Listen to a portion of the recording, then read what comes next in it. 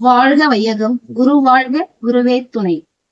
அன்பர்களே, நான் ஜோதிபுரத்தில் அமைந்துள்ள ஸ்ரீ கலைமகள் ஸ்கூல் முதல்வர் அருள்நிதி திருமதி நாகரவணி கிருஷ்ணன் பேசுகிறேன். அனைவருக்கும் காலை வணக்கம். அருள் தந்தை வேதாத்திரி மகரிஷி அவர்கள் எழுதிய சிந்தனையில் இன்று பிப்ரவரி 16வது நாள் நாம் சிந்திக்கக்கூடிய தலைப்பு வியப்புகள்.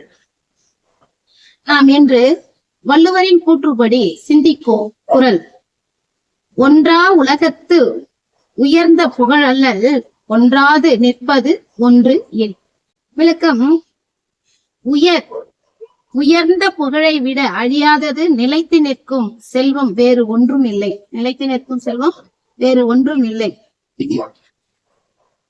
எப்படியும் புகழ் பெறலாம், இருக்கலாம், எப்படி வேண்டுமானாலும் பெறலாம் என்பது முறையன்று.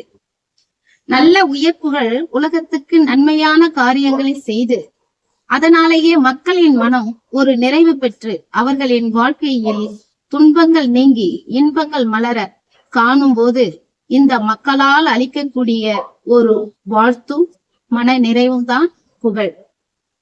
ஆகவே புகழ் என்பது தான் விரும்பி பெறுவதோ, தானே ஏதேனும் ஒன்று செய்து அதன் மூலமாக வர வேண்டும் என்று நினைப்பதோ சரியன்று.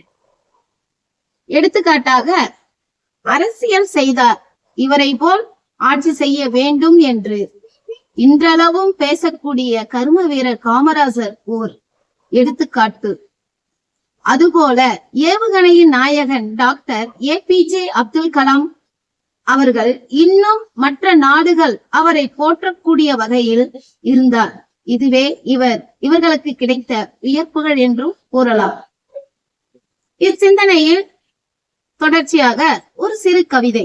உனக்காக புகழ் மேடையை தீர்மானிப்பது மற்றவர்கள் அல்ல, உனது செயல்கள் தான் தீர்மானிக்கிறது என்பதை நினைவில் கொள். இறையருளும் குருவருளும் நாம் அனைவருக்கும் துணை நிற்பாராக. நன்றி. வாழ்க வளம்.